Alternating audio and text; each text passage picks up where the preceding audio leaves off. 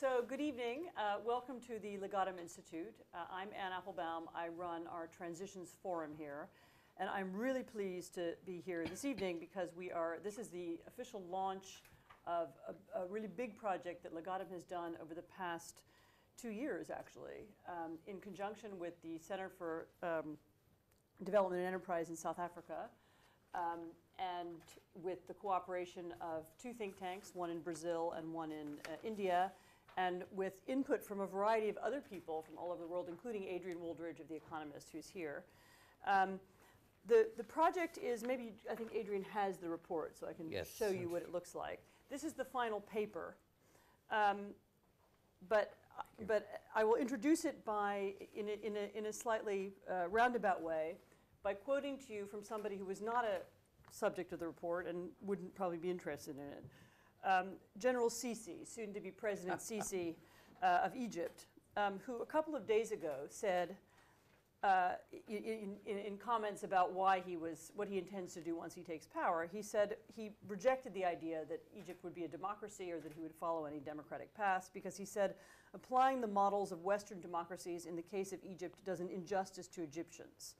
And Egyptian society still faces time before it enjoys true democracy as it should be. This was a striking comment because this is the kind of comment that was one of the inspirations for this project. To many people in the developing world, Egypt, but also you can hear this in former Eastern Europe, you can hear it in other parts of Africa, other parts of Asia. The world appears to be divided into, there's a kind of dichotomy of rule. You can be a Western-style democracy, on the other hand, which means Sweden, a homogenous, more or less wealthy country, or you can be a dictatorship. And there's no space in between for some other form of government. One of the ideas of this project was to take a look at 3 countries. Ann Bernstein will talk a little bit about the origins of the project in a minute. But 3 countries which are very raucous, successful democracies, which have also had developmental success, which have also raised many of their poorest people out of poverty, and which have also at times had very fast growth. The project involved looking very closely at the 3 countries. And so what we did was commission 4 papers in each country. They're described on the back of the final report. Each one the same subject, in other words, to look at the same topic in each country. So the papers concerned democracy and innovation, democracy and poverty, democracy and growth, and democracy and corruption. And the idea was to look at how democracy, not just in a vague sense, and because you have elections every few years, but in a more specific sense, what was the relationship between democratic institutions and these kinds of problems or issues? And the reports contain a lot of very gritty detail and description and anecdotes. What does it mean to have not just elections every 4 years, but to have a free press, to have an independent judiciary? What are the impacts? What is the impact of those kinds of institutions on the economy, on the fight against corruption, and on the encouragement of innovation? The launch of today is really a launch of the final report, which is really an extended essay written by Ann Bernstein, but with contributions from others. An extended essay that tries to look at some of the broader issues and broader themes that we discovered. Although I do urge you to look at the papers. We did 4 papers plus a country report for each country. The country reports are available here. If you want that, as I said, that gritty detail, what are the kinds of institutions that are used to fight corruption in each country, for example. On the panel are, as I said, 3 people who were intimately involved in writing the reports and putting together the final paper. Ann Bernstein, I've already mentioned, she heads the Center for Development and Enterprise in South Africa, which is probably one of South Africa's, probably the most distinguished South African think tank. Eswaran Sridharan works with the University of Pennsylvania Institute for the Advanced Study of India. He's the academic director there. He's also worked with the Center for Policy Research in New Delhi, which is a think tank that Ann has worked with extensively in the past. Third panelist is Simone Schwartzman, who's the president of the Institute of Labor and Society. I won't pronounce it in Portuguese. Instituto de Estudos do Trabalho e Sociedade in Rio. And as I said, Adrian Wooldridge of The Economist, who's I think technically you're the management editor. That's correct. Isn't that your title? Yes. But actually Adrian is the man who writes about big themes, and he is publishing a book very soon, which is actually touches on some of the themes of the paper. It's about the state of democracy in the world, and so we wanted to have him on the panel. The way we'll work is we'll start, Anna's going to present the main themes of the paper, and then I will bring in the other three panelists, and then we are delighted to take questions from the audience. We also have an online audience. Welcome to the online audience. And I'm told to encourage you to tweet, and if you do so, the hashtag is democracyworks, and there's a little card on your chair if you're interested in doing that. So thank you very much, and we'll start. I'll turn the floor over immediately to Anne to start with. Well, thank you very much. It's a privilege to be here today. This project started with a big question. In a world where, after 2008, Western democratic capitalism looked weak or tarnished, and where Chinese authoritarianism looked strong and flourishing and successful. And in such a world, the question was, is there something you could call a democratic alternative coming out of the developing world, a democratic alternative from the South? So that was the idea that initiated this project. And together with this think tank network that CDE has developed of leading think tanks from the developing world and the Legatum Institute, we have been working on this for the past 2 years. And one of the big ideas behind this was to strengthen voices from the South, to have more people who live in developing countries participating in debates about big global issues. Now, I will very briefly try and give you a feeling of the key findings of this very large project. Let me start first with India, Brazil, and South Africa, three very different societies, very different histories, and yet facing very similar challenges. And one of the big findings was that over the past 25 years or so, these three countries have notched up significant achievements. Economic crisis 25 years ago led three leftish kind of governments, left of center governments, to respond to the economic crisis with market reforms, and then real progress followed. And it differed in each country, but all of this took place within vibrant democratic cultures. So think of India for a moment, a country of over 1.2 billion people conducting the world's largest democratic election as we speak. Where you now have people who were formerly called untouchables, the Dalits, who are running state governments and achieving serious economic growth, where you have a free press, I think it's the most diverse and active press in the English-speaking world, and where some 200 million people have been brought out of absolute poverty. Think of Brazil, 200 million people, now over 85% urbanized, and a country where the figures are absolutely stunning. They currently, in the last 15 years, 10 to 15 years, some 40 million people have been moved out of poverty into the lower middle class. They have single-digit poverty figures, single-digit unemployment figures, and their Gini coefficient for a very unequal society is now starting to improve. A remarkable set of achievements. Well, South Africa is the small country of these three, some 52 million people. And here again, the last 20 years have seen millions of people getting access to all sorts of opportunities and services that they've never had before, whether it's electricity, or telephony, or waterborne sewage. Millions of South Africans are now getting access to those things that all of us take for granted. So what we have are three liberal constitutional democracies, an achievement in itself, that are engaged in an enormous process of inclusion. People who didn't have the dignity and status of citizenship before are now seen as equals. And I have a mark on my finger from the South African election last week.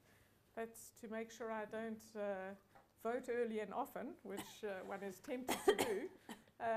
But this was an amazing experiment. Our 5th democratic election, where the Independent Electoral Commission, like the electoral commissions in the 2 other countries, is a pretty impressive body. They run world-class elections. And the experience of standing for an hour in a line with somebody's gardener in front of me, a domestic servant behind me, and watching the officials who don't look like all of us here in suits and ties, or most of us here, but are looking very casual, very new South African, but who are running this election because it's their election and they want it to succeed, and an incredibly positive atmosphere taking place. Now, the second point I want to emphasize is one of the key assumptions of this project is that democracies are about much more than only elections. Elections, of course, are very important. You need to throw the rascals out at regular intervals and try another bunch. But democratic societies are so much more than that.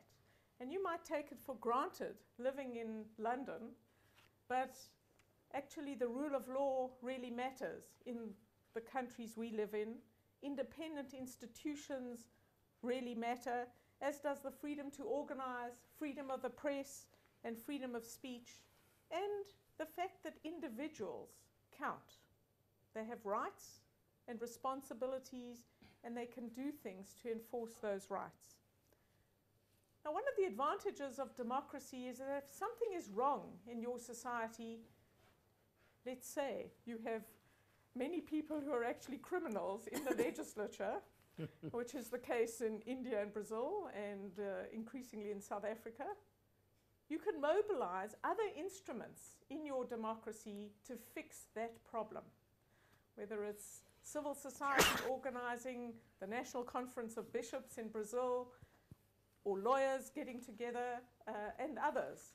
You can mobilize large numbers of people to fix that part of your democracy through using the other institutions of a democracy. In de Tocqueville's famous statement that democracies were characterized by retrievable mistakes. And you can see that in these 3 countries. Think of Indira Gandhi and her flirtation with authoritarianism.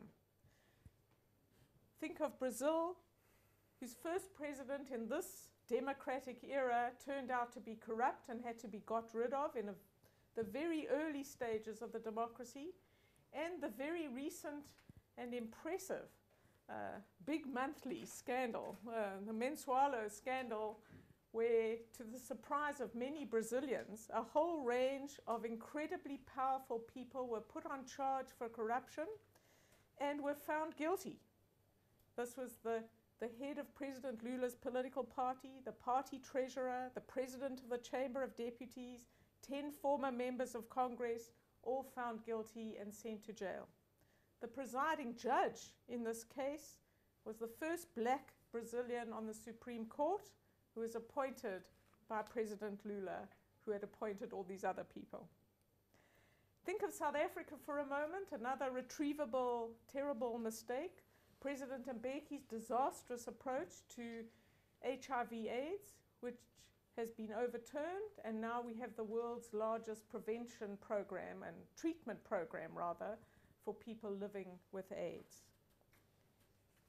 We used one example of corruption as an illustration of some of the enormous advantages of democracy.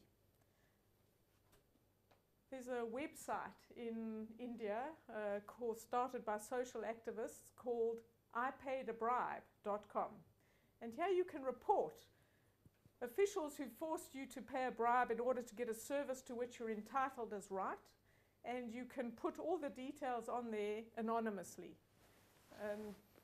One example we found was the transport minister in a state in India, in Karnataka, who said, you know, I saw that we were reported a lot of times, so I called this team in from I Paid a Bribe, and they, together with me, were able to persuade the officials in my department of how serious this was and that we had to do something about it. Contrast this with China, where citizens tried to start 2 websites.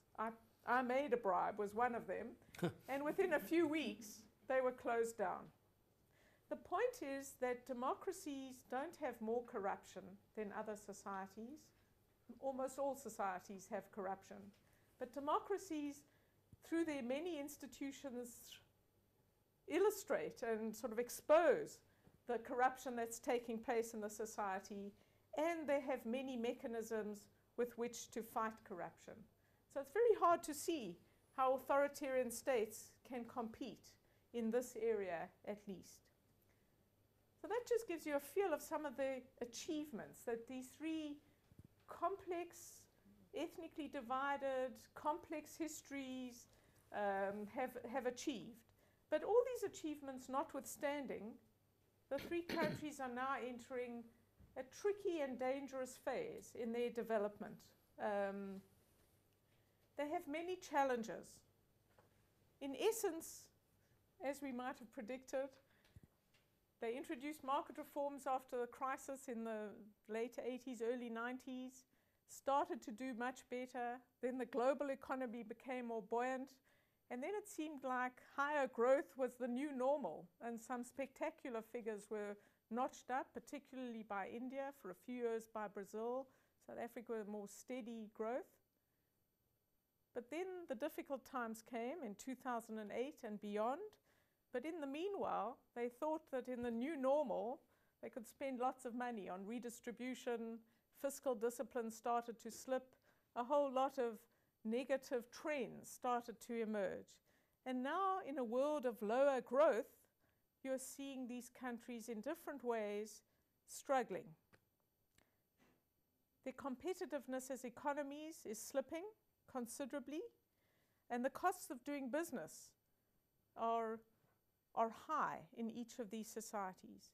There's rent seeking across all three countries.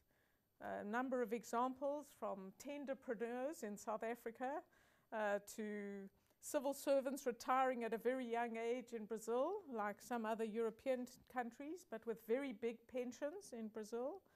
And India still has many regulated economic sectors where licenses are required and bribery and corruption is being exposed in telecoms and land and minerals. What's interesting is how similar the challenges are across the three very different countries, whether it's their appalling education system, their inability to deliver large infrastructure projects, partly because of a suspicion of the private sector, their weak manufacturing sectors, and so on. So across these three societies, they're now entering a difficult period. And they're all countries with a long way to go before we can say they truly have dealt with poverty and are now developed countries. So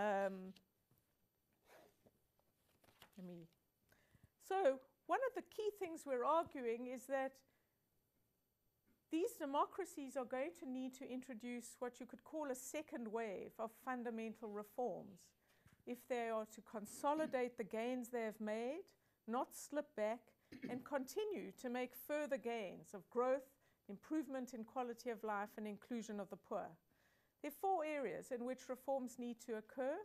Very briefly, they need to deepen their democracies, which are good, but not first class. They need greater transparency and accountability in order to deal with corruption. That's the first area. They need further market liberalization and greater appreciation of the power of markets and private companies if they are to deliver the infrastructure, the growth, the jobs that they need. Thirdly, they need improved state capacity and competence. And fourthly, although each of us has experimented with different programs to help the poor, help the disadvantaged, many of these are not producing value for money, not a lot of leakage in the wonderful Indian term, but more serious amounts of money. And they are, in many cases, creating new problems, unintended consequences that are not good for any of these societies. So these are 4 areas in which they are going to have to reform. Now, Anne referred to this at the beginning. Let me put it slightly differently. Across the globe, there is a battle of ideas a global contest between democratic and authoritarian approaches to growth and development. 2 weeks ago, I was in Nairobi, spoke to a number of prominent people. They all wanted to talk about China and the Chinese approach to development and how America was not really competing with this approach. Essentially, the authoritarian versus the democratic, more market-oriented or less state market-oriented approach. Whether it's the president, the current president of Ethiopia or the previous one who died, they both are dismissive of democracy. They know exactly what they think is best for their country, and they don't want to be hindered by the committees, the consultation, the endless delays, as they see it, of democracy. Now, it would be nice to argue that democracy is essential for growth and development, but this is empirically false. Some authoritarian states have delivered. Many don't, but some have delivered within an authoritarian system. The question we wanted to examine was, can you have growth, development, and inclusion and human rights and freedoms? And in our view, the evidence from India, Brazil, and South Africa is pretty compelling and results in a resounding yes, you can. You don't have to give up human rights in order to deal with poverty and to grow. The truth is, it's not democracy that holds these three countries back from doing even more and doing even better. It's bad policy choices, a failure to fully embrace markets and private sector dynamics, a failure to sell the benefits of capitalism and markets within their societies. It's weak institutions that succumb to corruption and crony capitalism. In large, complex developing countries, vested interests often preserve the status quo. But in our view, democratic politics, democratic leaders can build new coalitions for reform and use the many institutions of democracy to change the definition of what is in the national interest and to change the direction of national politics. So let me end then with why we are optimistic in this area. There are, of course, no guarantees, but we believe that India, Brazil, and South Africa can initiate a second wave of bold and vital reforms. After all, they have done it before. Democratic governments did it in the past and garnished real results from this. And if these governments and countries can do it again, the emerging democratic market-based alternative from the South will be strengthened. Let me stress that none of these countries offer a blueprint, but they do offer important lessons, ideas, and innovations for other developing countries. And their existence and success is of vital importance far beyond the countries themselves. If you are interested in the future of democracy in the world today, then you have to be concerned about what is happening in these three very important countries.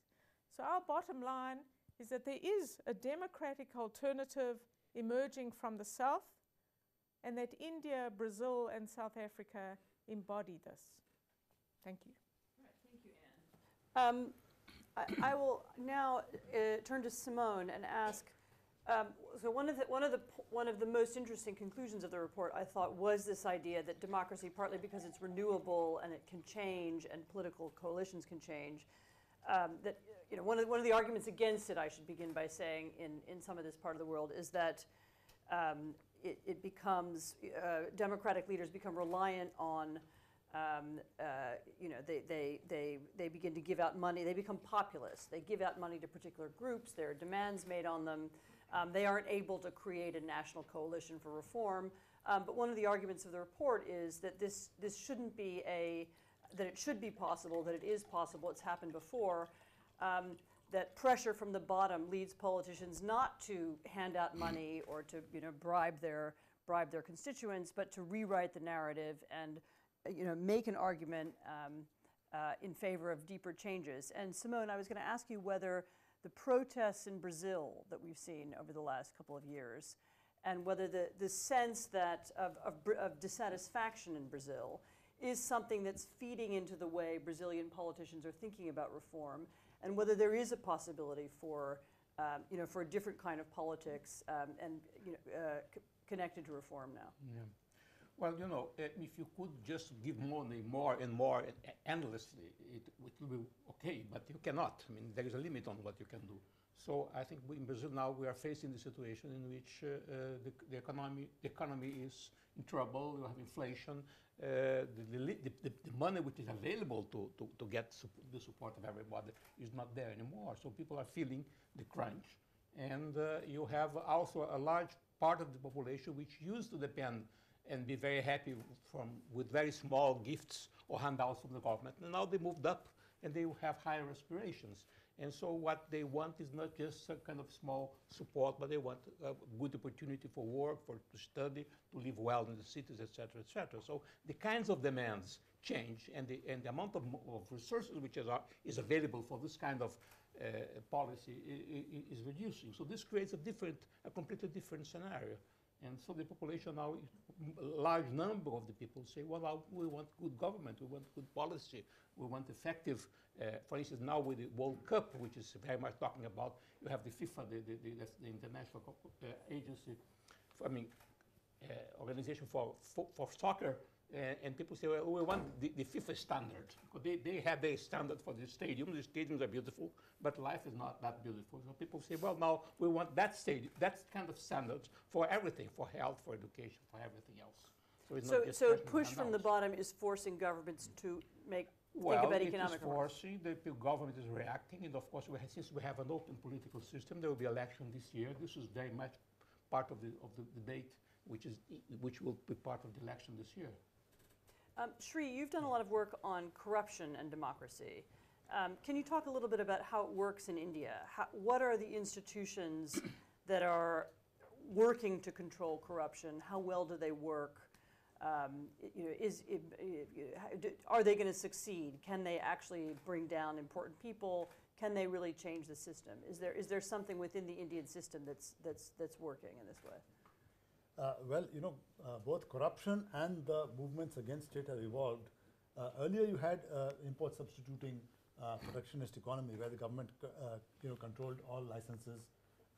It was called the license Raj, and it was easy to extract bribes, and that process was reinforced by the fact that political parties needed money to contest elections, and there was no state funding. There was a ban on corporate donations to political parties from 1969 without substituting it with state funding. So parties, there was a nexus between the black economy and political parties, sort of institutionalized corruption in a regulated environment. Now, that evolved over time, and after 1991, after the last 2 decades of economic reform, the nature of corruption has changed in the sense that now with large-scale private entry into sectors earlier reserved for the state, now discretionary allocation of discretionary governmental decisions on allocation of natural resources, recently the coal scam, other natural resource and land acquisition, and allocation of spectrum for expansion of telecom. All these are the sectors in which there have been big scandals, corruption scandals exposed, but the important thing is that they have been exposed, and that ministers have been jailed in some of these scandals, like in telecom, which earlier never used to happen. So this is not a radical change, or it's not as if corruption is going to disappear, but the beginnings of change are there, and that's because that there's been India has a free press, an independent judiciary, active civil society, active NGOs, which have been campaigning against corruption, particularly in the last 3 years since 2011. And but even earlier, even from 2003, there have been some transparency measures imposed by the court in response to public interest litigation by NGOs. Like, all candidates in elections have to declare their assets, their criminal records, their educational qualifications. Earlier, they didn't have to. So measures of transparency have been imposed. The Right to Information Act came into existence in 2005, and ironically, that act has led to exposure of large-scale corruption in the last 8 years by the very government which instituted that act. So there are processes arising from within Indian democracy which are making a beginning towards attacking corruption, exposing it at least. Now, it's a long process because the nature of corruption has changed, and it means it's not just exposing and arresting people, but seeing that the roots of this, I mean, the discretionary allocation of resources without accountability, there have to be mechanisms to overcome this. There have to be a new round of economic and political reforms. Adrian, when we worked on this report, we actually made a rather modest claim for democracy. In other words, we aren't claiming that democracy is always better or that it's always more efficient, but we're claiming that it can bring growth, and that and in addition to that, it can bring other things. Not only, actually we haven't said this yet, but not only human rights and not only freedom and so on, but also, for example, in the case of India, democracy may be a way of balancing very complicated ethnic and social and political divisions. It's very possible that the subcontinent wouldn't work at all without democracy, and so we made a modest claim. But were we right to make the modest claim? Should we be making greater claims for democracy, or is this the should we have gone farther? No, I think the most important claim to make is that democracy is its own justification. That the justification of democracy is that it gives people a right to choose their representatives, to express their opinions, to participate in the political process. And there's no other bigger justification. So even if it was the case that you had to make a trade-off and accept lower growth, democracy would be justified. But what you claim, and I think rightly claim, is that you can have your cake and eat it. You can have democracy, you can have these rights, you can have a representative political system, and you don't have to make huge tax sacrifices in terms of the dynamism, efficiency, and vigor of the economy. And I think one reason why it's very important that we're making, or you're making this claim at the moment, is that the news about democracy is quite often very bad. The number of democracies in the world increased fairly relentlessly up until the year 2000, and then that growth began to stop. Essentially, it's basically been static since then.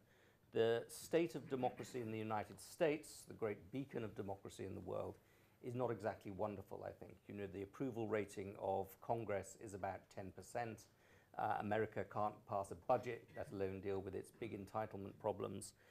We're just about to have an election in Europe which will give power to people like Marine Le Pen. You're going to get a lot of protest votes, you're going to get a lot of unpleasant parties winning, and we see that democracy is essentially dysfunctional in Europe at the moment, and we saw during the financial crisis, actually, essentially, bankers and financial institutions sacking democratically elected politicians. So we've had a lot of bad news about democracy and a lot of depressing things, and what this is doing is saying, if you look at voices from the South, if you look at what's going on in three very big, very important countries, there's actually some very good news about democracy. And I think that's an incredibly valuable thing to be saying at this particular juncture in history.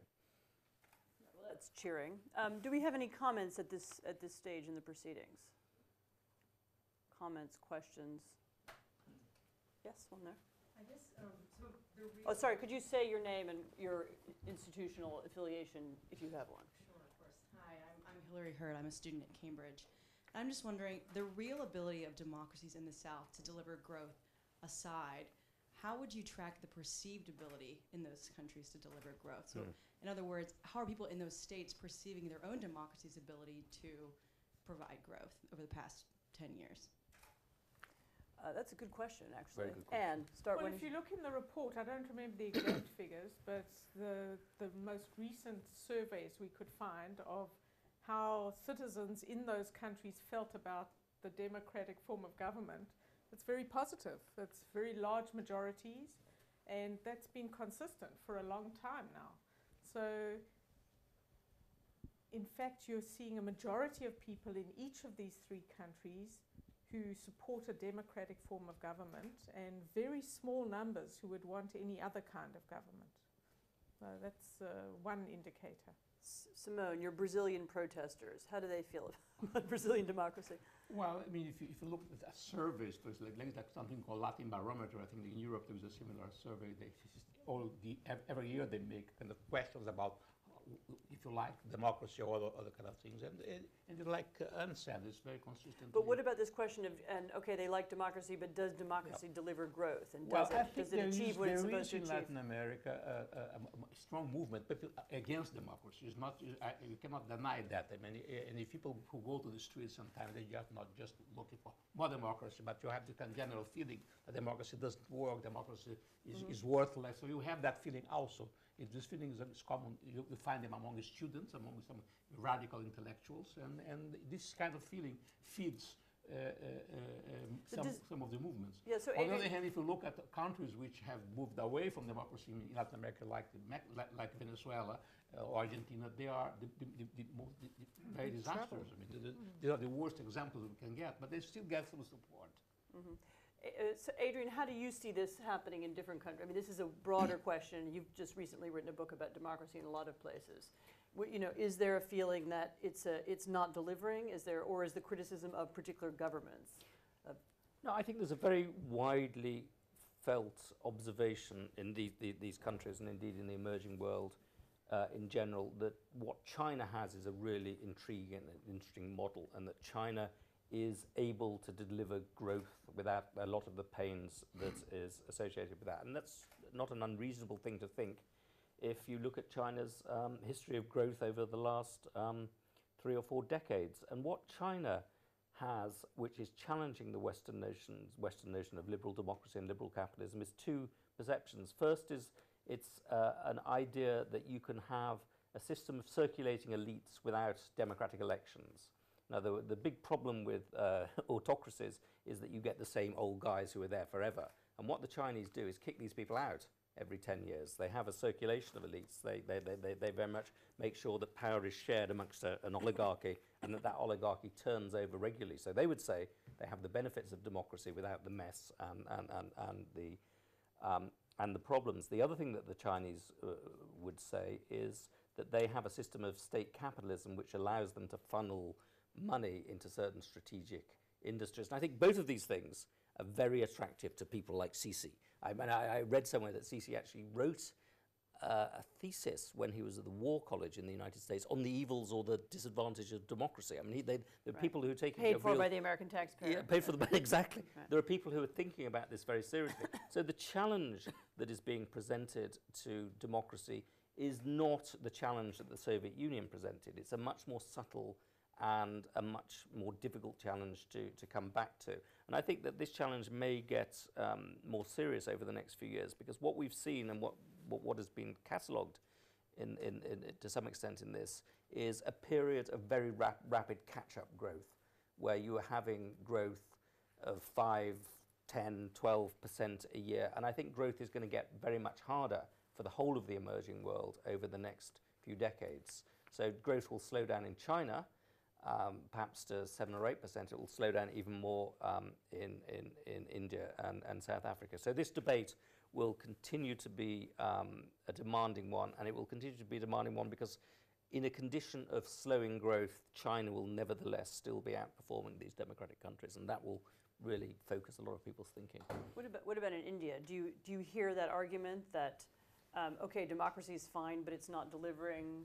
You know, we want an alternative, we want something else?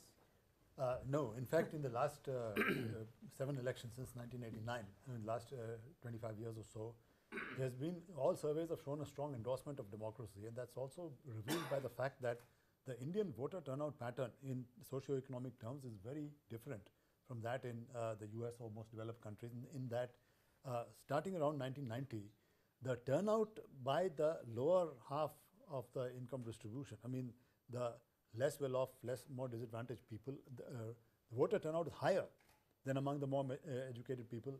Although in current election it may be different. I mean, the figures will come out only later, but it might be that the emerging middle class has actually turned out in large numbers in this current election. But that means that people, I mean, the less advantaged people are actually turning out at a higher rate and endorsing Hoping to democracy. get, expecting Yes. something from the system. And they are getting it because the rate of growth increased in the 90s and 2000s in the last, in the post-91, post-liberalization period. So much so that the present government, I mean, which is according to the exit polls, lost the election, it took growth for granted between 2003-04 and 2010-11 because high growth, of course, due to the stimulus package, continued 2 years after the 2008 crisis. It's in the last 3 years that there's been a slowdown to below 5%, 4.8, 4.9%, 2013-14. So the government and the people started taking high growth for granted, which is why there's a disappointment that the government can't deliver when there's a slowdown because nobody really was intellectually prepared or prepared for the slowdown. Yeah. I agree with Adrian's broad position, but I think you have to be very careful not to generalize.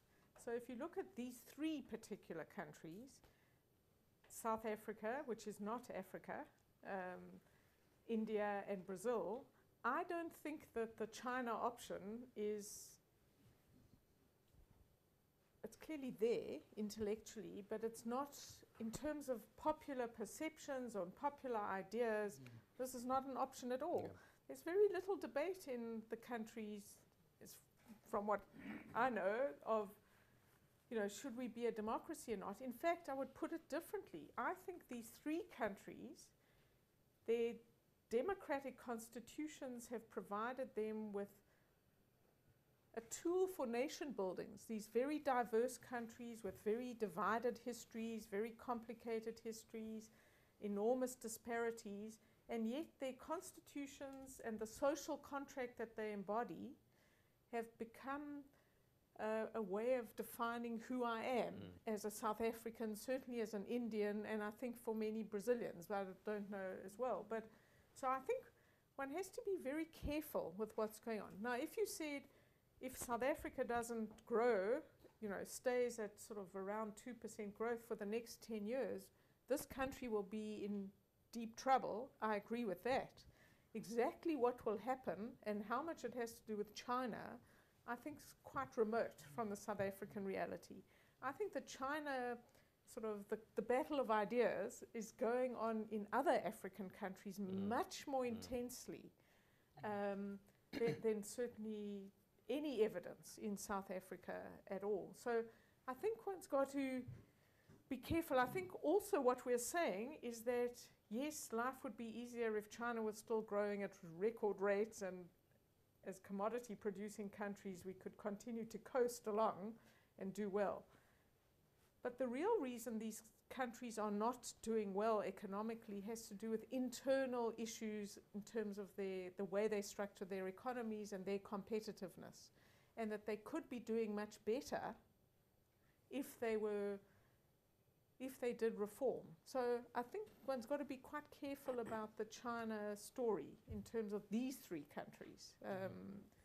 It obviously has an impact, but the reason Brazil is not doing well as an economy, yes, all their exports are lower, but they could be much more competitive internally and within the region. In fact, they've been growing less than other Latin American countries, which has a lot to do with the cost of doing business in those societies and a whole range of the structural problems that we've talked about.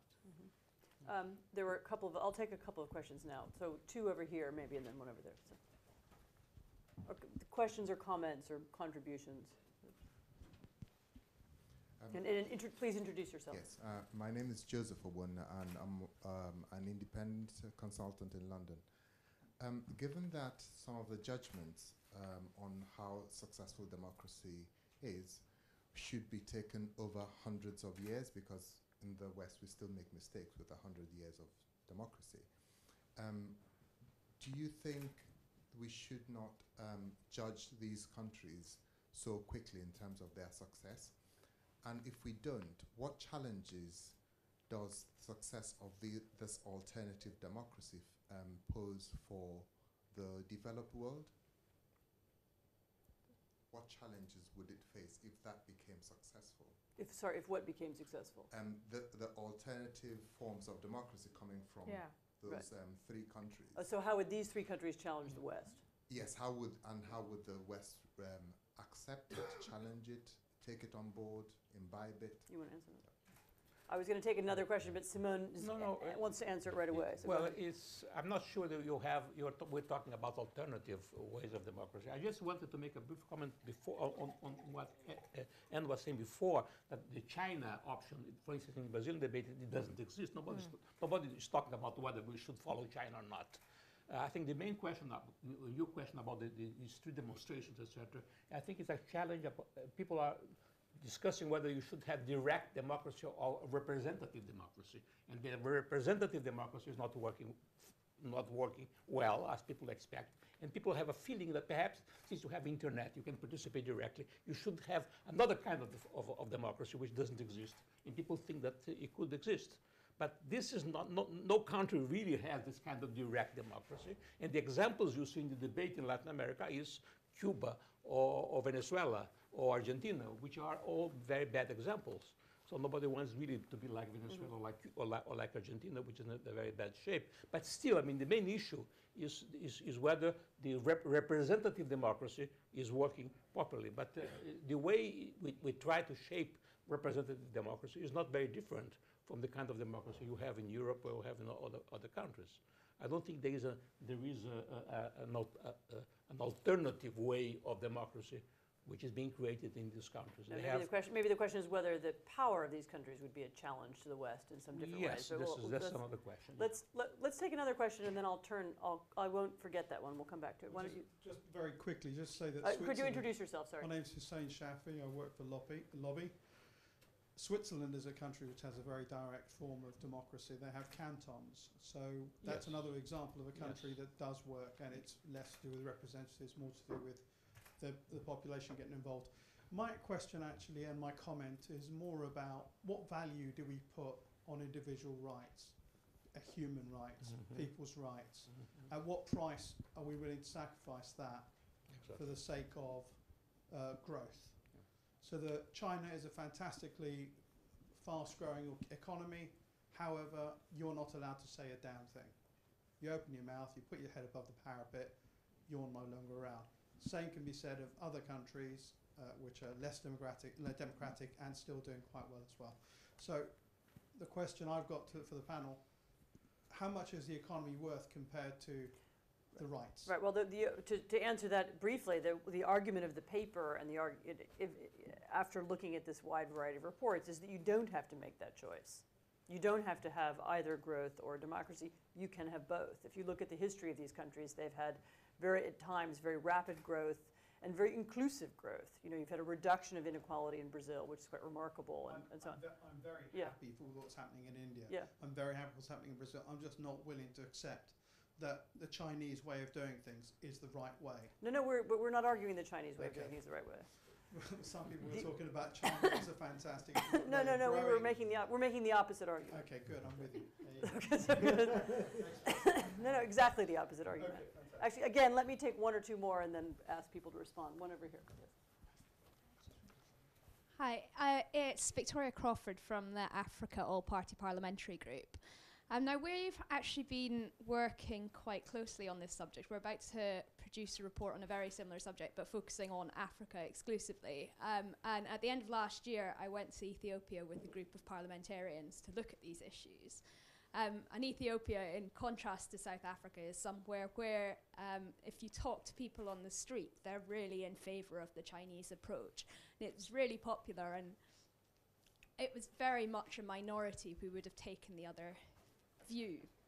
Now that kind of raises a paradox to me about whether, if Ethiopians aren't really in favour of democracy, is it democratic for us to suggest that that's the form of government that would be best? So I wondered if the panel had any thoughts on whether there's a paradox about promoting an agenda of democracy where it's not necessarily popular.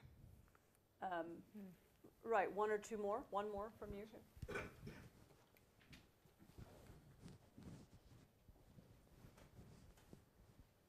I'm Alex Palmer, a student at King's College London. My question for the panel is, do we mean the same thing with the word democracy in all these countries as we do in the West and within these countries? I spent some time in Myanmar last summer, and one of the things people would tell me is, obviously this is a country that's transitioning very newly to democracy, and something people told me is, we like democracy because it lets us kill people we don't like. They believe that this form of democracy means that you can take minorities and not have to deal with them because it's a majority rule system. So I'm wondering, obviously not to that extreme, but within each of these countries, do we all, when we use the word democracy, are we talking about the same thing, or what are those individual differences that perhaps we don't really take account of? Right, I'm going to start unfairly with Adrian and ask him about the challenge these countries could present to the West, and does he want to reflect on whether there's a different kind of democracy in Brazil, India, and South Africa? Yes, taking the first question, I think it's very interesting that actually I think they present two sorts of opportunities for the West. The first is that these are democratic countries which are producing all sorts of great policy innovations. We used to have this notion that the West was the place that produced great ideas and other people just imitated them. And I think in terms of policy innovations, because they're open, pluralistic, democratic societies, they're beginning to produce ideas which we can actually learn from. And I think the system of conditional cash transfers as a sort of model for welfare payments is a very interesting one in Brazil, which we can learn from. So I think that we should be very happy to embrace and learn from the generation of ideas produced by these similar, by these pluralistic societies.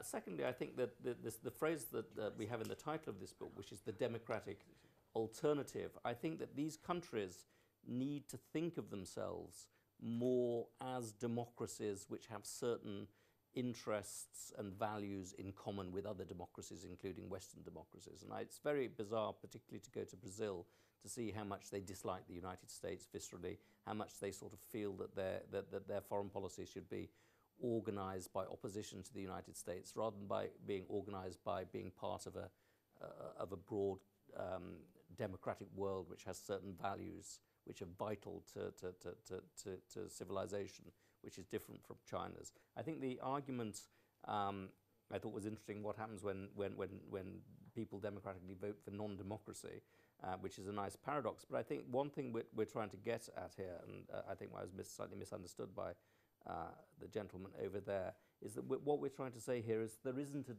trade-off. There isn't a trade-off. And many people think, because of the Chinese model, that they have to make this trade-off. And your Ethiopians are saying, we'd rather be rich than we'd rather be rich than live in anarchy. And we're saying that you don't have to make that trade-off. You can actually have the benefits of growth along with representative governments, so long as those things are structured properly. I think there is, in these countries, a remarkable similarity of understanding of what the essential things about democracy are. Not just that you have to have elections and representative institutions and regular votes, but also that individual rights have to be protected by constitutions, bills of rights, and the rest of it. I think I'm quite struck by how underneath it all there's a very similar understanding of, and a very sophisticated understanding of liberal democracies in these three countries. Simon, do you want to say something about Brazil organizing its foreign policy around being anti-American, or this point about? No, I fully agree with him. I don't have anything to add to that. Okay. Anne, so? Yeah, I'd like to deal with the lady who went to visit Ethiopia. The first thing to say is that when you go to an authoritarian society where people who have different views from the rulers can be shot or arrested, is you shouldn't believe what people tell you. So if people are telling you one thing, who knows what they actually think? So that's the first thing to say. The second is, we don't know what their experience has been, and this is a society, incredibly poor society, which is starting to get growth for the first time. So I don't know what Ethiopians think, and I won't believe what people tell me until they are a democracy. The issue of, what happens if places, in South African terminology, this is one man, one vote, once. So, what happens if people decide to vote for terrible leaders who Which then they have become done anti-democratic? Yeah. Well, this can happen anyway. Hopefully it won't happen, but it hasn't happened in these three countries. And what's important about these three countries is when you ask what is the meaning of democracy, they have democratic constitutions that are very similar. And these constitutions matter. For countries that have come out of an authoritarian or anti-democratic past, this document, which people like say it doesn't, what is its value? Well, actually, for many people, this is the new set of values and ideas about equality. And I think you experience that. Sri was talking about that in India.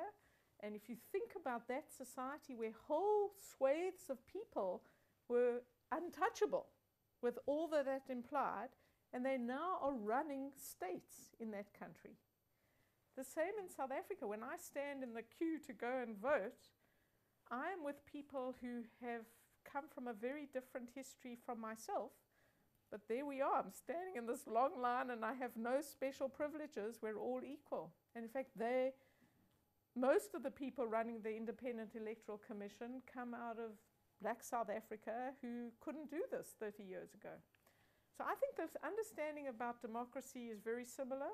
And I think that these constitutions provide a way of forming your national identity around some values that are not nationalistic. Or we hate this bunch of people or that bunch of people.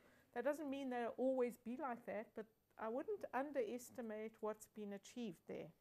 I think that's really important. Yeah, I think it's also just so, in my experience is that I've spent a lot of time writing about non-democracies. I've worked on the history, mostly the history of the Soviet Union, and on the opposite problem in a way, which is the authoritarianization or Stalinization or Sovietization of different countries. And it's certainly the case that you do hear, it repeats itself historically over time and in many places, authoritarian arguments that are very strong. It's simpler, it's easier. If we just had one leader, we could organize ourselves better. We want to be one nation. I mean, there are all different versions of this argument. One of the, and in a way, the argument for democracy is always more complicated and complex. Well, what you'll get is you won't get one leader, but you'll get a balance of power, and then this group won't necessarily kill that group, and you'll create power-sharing mechanisms. And in a way, that one of the points of this project is that that's an argument that has to be made over and over again in different ways, using different examples. And it would be my hope that this kind of project, showing that there are these very different, very multi-ethnic, multi-racial, multi-religious societies have nevertheless managed to be successful democracies, is one you could use in Ethiopia or in Egypt.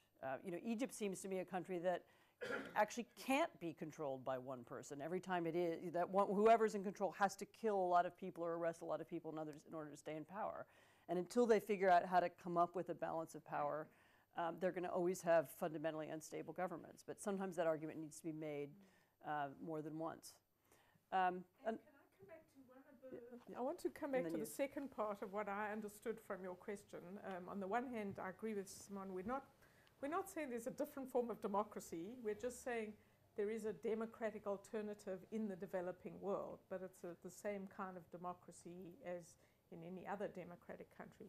But you asked another question that, if these countries were to be even more successful and really become developed countries or sort of further along that road, what would that mean for the West and for the rich countries now, or the formerly rich countries? And I think that's a very important issue. If one of the few things that I agree with my president on was that President Zuma once said, we want to become a developed country. Now think about that. There are enormous institutions and industries throughout the West devoted to, let's call it aid, the aid business. And there isn't a concept of, gee, how quickly can we be out of a job here? Because these countries have developed so much that we don't need aid anymore. That's one consequence. A second consequence is, obviously, if these countries become the kind of mightier economic powerhouses that they have the potential to become, this will increase the wealth in the world, but it will increase competition. And I think it has enormous consequences already for Europe and America and elsewhere in terms of the next 20, 30 years and what kind of jobs are going to be done here and where people are going to produce and so on and so forth. So the inclusion of hundreds of millions of people in the modern economy of the world will have enormous consequences. And I think if they're through democratic societies, this will be good for the world. If it's through authoritarian societies, this is going to have different kinds of consequences, some of which are negative, in my view. But I think there are enormous consequences. Shri, you wanted to make a comment. Just a brief point, responding to the question about what democracy in these three societies, if they succeed, will what implications it have for the West. I would just add that it would, enrich the universe of democracy. There will be more diversity within democracy. There will be more examples, and I don't think it will have any negative consequences for the West. It will simply add to the diversity of democracy. It could also offer lessons. There's a very strange. In 1996, a French scholar came to me from CNRS and said, that he wants to do a research project, and he did it. He said, if the European Union unifies to become a federal state, not just a union of states, then he wanted to look at India as a possible model, Indian federalism. And he did a project on this. He never said India as a model for Europe. Yeah. Yes. Very good. Might as well. If it goes to becoming a federal state, a unified state. Yes. We're technically almost out of time. We started a little bit late, so I'm gonna take one more round of questions, if there are any, one or two more comments. So one here and one there. So we'll wait for the microphone. Thanks. I'm Sabi Tibbets from Kernel Consulting, and I'm a South Asia specialist.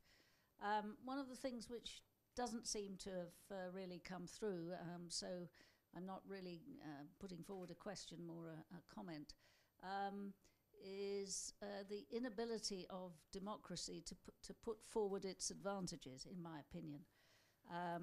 So that in India, I think you were mentioning that the fact that the government is trying to address corruption problems actually looks like a negative.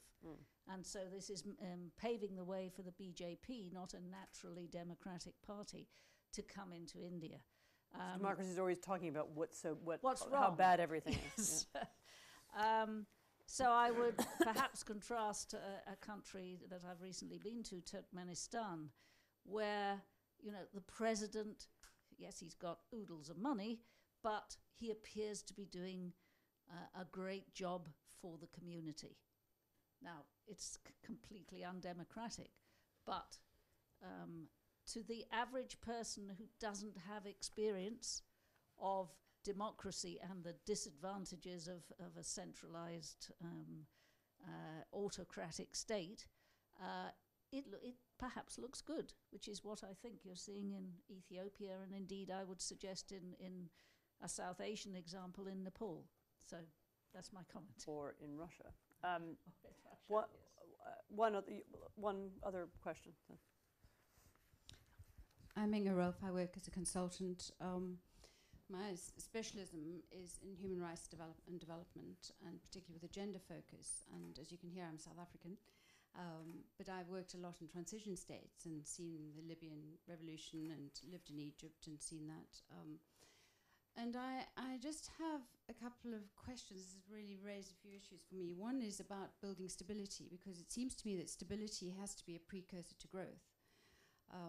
And stability requires people to have a voice, and hence the sort of circular thing of democracy. But if that voice, for instance, the popular voice wants a constitution that is based on Sharia, which by its very nature is exclusive and not inclusive, and doesn't necessarily honour human rights in terms of our Western perception, is that then no longer democracy? That's a big issue, and I think we are very tempted to constantly use a Western model, which at one point, if you look at India, you look at South Africa, of course, it has a huge colonial history and a modelling. Whereas I think, where are the models now? They don't seem to be the same sort of reverence for the models that we had in the past as a Western example. So it seems to me this whole thing is up in the air, and there aren't enough hybrid models, if you like, that seem to be working, and taking that transition period, because it is a factor of time as well. The people have to become educated to experience democracy. I mean, it's taken 5 goes for South Africa to get to where it's at, and it's an experiential thing. So what do we do about the hybrid time or the interim time, the transition time? And I think it's sort of perhaps an evolutionary thing, which we haven't really looked at. We're too much, here's a ready-made democratic process with the constitution, et cetera, and how do you get from there to there in a way that keeps stability? So again, one of the ideas behind this project was that here are some alternative models. Okay, Libya is not going to be Sweden next week, but The expectation is. sorry. That often the expectation is. But you're not going to be Sweden. But here, look at this. Look. I mean, India is not a very good comparison either. But look at South Africa. They overcame what seemed like an impossible ethnic division to create a country which was peaceful. You're not exactly like South Africa at all, but maybe you can learn from the way they wrote their constitution. Maybe you can learn from some elements of the South African experience. I mean, if you can offer some people something besides the developed vision of Western Europe, then maybe it's maybe not as aspirational, but it's more realistic. And it gives people a way to look at. If you look at other successful transitions. I'm going to go sort of slightly backwards in the panel because this will be the last round of answers. Shri, would you like to comment either on the, actually your question was really about propaganda, and why aren't democracies able to put their case, or on this question of models, whichever. Well, about in a democracy, you assume you have the rights, which you do, to criticize and so on, and so opposing the government becomes a natural thing. I mean, it's not unremarkable. And then the governments have to respond to that. So that's a long drawn-out process, and I think that's how reforms gradually take shape. And some problems are very deep-rooted, like corruption, which is rooted in a certain economic system. It takes a long time, and a lot of civil society activism, plus the courts, all of that, to change things around. And in the process, I mean, what happened in India, the Right to Information Act came into being in 2005. That has been used by people, by NGOs and others, to expose corruption in a big way, which was not at all anticipated by the government, which brought it about. So much so it undermined that government and left them speechless when all these things were exposed. Simone, any final comments? 2 things. One, I think you mentioned that democracy is the best way to deal with social conflict. Really, I mean, one of the importance of democracy is that to take a very complicated country, and you have a mechanism by which people can fight, without killing each other. And this is very fundamental. I think the case of Brazil is very important. We have several periods of authoritarian government, and of course people moved to a kind of democratic arrangement because it's much better for the country to really to live with that. Of course, on the other hand, many people have said that it's true that many people don't believe on that. They don't feel the benefits of democracy. They can say, well, if they have an authoritarian government of any kind, it will be better on the short term. So I think there is a task for the people who believe in democracy, for democratic countries, to do the convincing, and to not only to convince the population, but also to improve their institutions. If the institutions don't work well, if the elections are fraught with all kinds of irregularities or corruption, or is not well organized, the system, people will not like it and will not believe on it. So there is a challenge for democracy to assert itself, to improve itself, and to convince people that it's good. Adrian, final. Well, Tocqueville said that the extraordinary thing about democracies is they look very weak on the surface, and they tend to be very strong underneath. The reverse is true of authoritarian regimes. They look strong on the surface, they tend to be weak underneath. And I think the thing about democracy is that it draws attention to its own weaknesses, because it's a constant process of renewing itself, whereas authoritarian regimes tend to be much more brittle. They don't have a feedback mechanism. On the issue of what Sharia and the rest of it, I mean, I think ultimately we're talking about liberal democracy, which is a system not just of votes and representation, but of entrenching certain rights of the individual, a space for pluralism, constitutional governments, and I think that's really non-negotiable. I think South Africa is a very interesting example of something that's put that at the very centre of its political regime, and I think that these are universal values, really. Anne, final word. Yeah, I think the point about democracy selling themselves, both to themselves, to their citizens and beyond, is a valid one, and I agree with what both Adrian and Simon have said.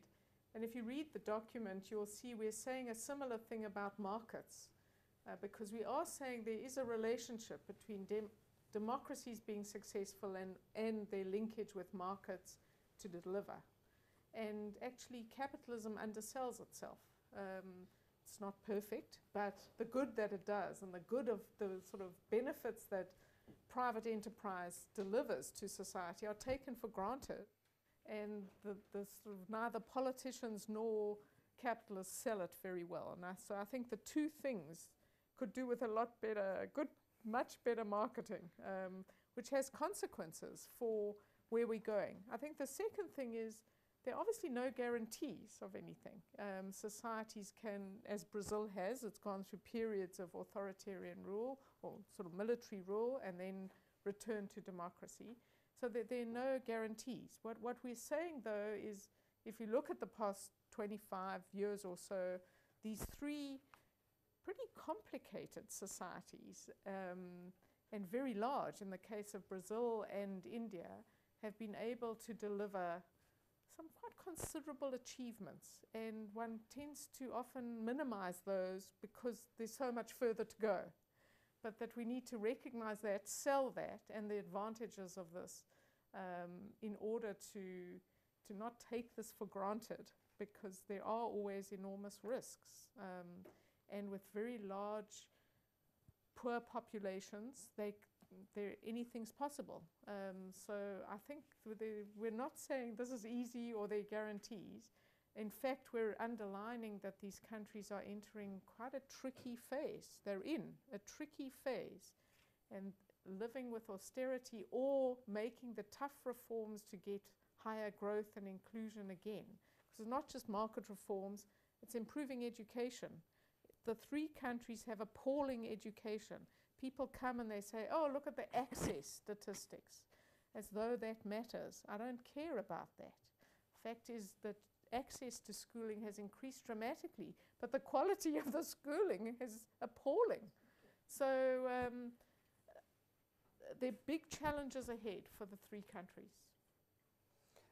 I didn't want to leave it on the challenges ahead. I thought we might say something positive at the end, and so I'll make one final comment, which is one of the lessons of the last decade, really 2 decades, of 1989 and 2011, is just to underline what Adrian said, how unbelievably brittle these societies where everybody seems to be agreeing and they all go along with the propaganda. It is amazing how fast it can fall apart if there's a slight shift, if people suddenly feel that it's possible to make a change. So anyway, thank you very much. Please do read the reports. They're available here in paper, and they're also all available online on our website and also on Anne's website, the CDE website. We encourage you to read them. Give them to your friends. They make good Christmas presents. Anyway, thank you very much.